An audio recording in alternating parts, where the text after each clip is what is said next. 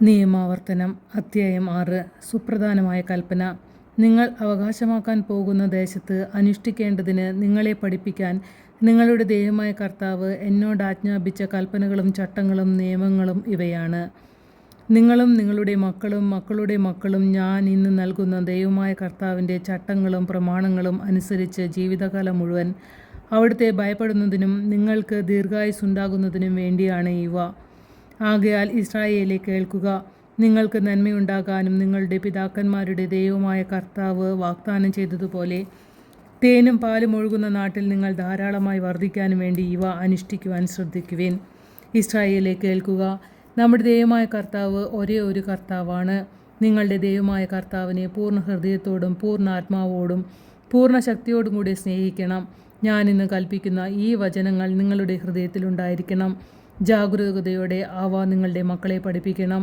വീട്ടിലായിരിക്കുമ്പോഴും യാത്ര ചെയ്യുമ്പോഴും കിടക്കുമ്പോഴും എഴുന്നേൽക്കുമ്പോഴും അവയെപ്പറ്റി സംസാരിക്കണം.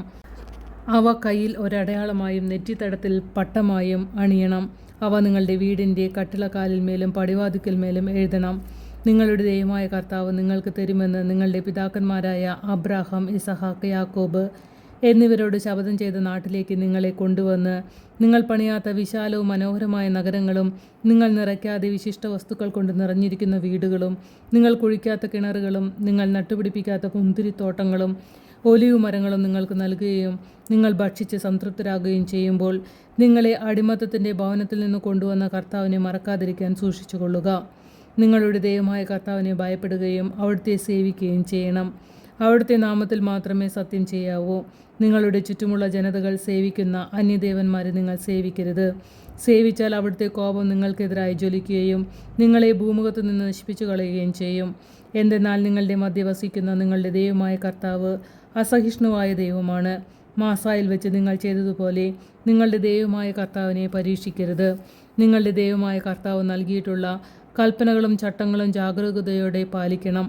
നിങ്ങൾക്ക് നന്മയുണ്ടാകാനും നിങ്ങളുടെ പിതാക്കന്മാർക്ക് കർത്താവ് വാഗ്ദാനം ചെയ്തിട്ടുള്ള ആ നല്ല ഭൂമിയിൽ ചെന്ന് സകല ശത്രുക്കളെയും നിർമ്മാർജ്ജനം ചെയ്ത് അത് അവകാശമാക്കാനും വേണ്ടി കർത്താവിൻ്റെ സന്നിധിയിൽ ശരിയും നന്മയും മാത്രം പ്രവർത്തിക്കണം. നമ്മുടെ ദൈവമായ കർത്താവ് നിങ്ങളോട് കൽപ്പിച്ചിട്ടുള്ള പ്രമാണങ്ങളുടെയും ചട്ടങ്ങളുടെയും നിയമങ്ങളുടെയും അർത്ഥം എന്താണെന്ന് നിങ്ങളുടെ മക്കൾ ഭാവിയിൽ ചോദിക്കുമ്പോൾ നിങ്ങൾ പറയണം, ഈജിപ്തിൽ നമ്മൾ ഫറവോയുടെ അടിമകളായിരുന്നു. തൻ്റെ ശക്തമായ കരത്താൽ കർത്താവ് നമ്മെ ഈജിപ്തിൽ നിന്ന് മോചിപ്പിച്ചു കൊണ്ടുവന്നു. നമ്മുടെ കൺമുമ്പിൽ വെച്ച് അവിടുന്ന് ഈജിപ്തിനും ഫറവോയ്ക്കും അവൻ്റെ കുടുംബം മുഴുവനും എതിരായി മഹത്വം ഭയാനകമായ അടയാളങ്ങളും അത്ഭുതങ്ങളും പ്രവർത്തിച്ചു. അനന്തരം നമ്മുടെ പിതാക്കന്മാർക്ക് അവിടുന്ന് വാഗ്ദാനം ചെയ്തിരുന്ന ദേശത്തേക്ക് നമ്മെ നയിക്കാനും അത് നൽകുവാനുമായി നമ്മെ അവിടുന്ന് കൊണ്ടുപോന്നു. നമ്മുടെ ദൈവമായ കർത്താവിനെ ഭയപ്പെടുവാനും അങ്ങനെ നമുക്ക് എന്നെന്നും നന്മയുണ്ടാകുവാനും ഇന്നത്തെ പോലെ നാം ജീവിച്ചിരിക്കുവാനും വേണ്ടി അനുസരിക്കണമെന്ന് കർത്താവ് കൽപ്പിച്ച ചട്ടങ്ങളാണ് ഇവ. നമ്മുടെ ദൈവമായ കർത്താവ് കൽപ്പിച്ചിട്ടുള്ളതുപോലെ അവിടുത്തെ മുൻപാകെ ഈ കൽപ്പനകളെല്ലാം ശ്രദ്ധാപൂർവം പാലിച്ചാൽ നാം നീതിയുള്ളവരായിരിക്കും.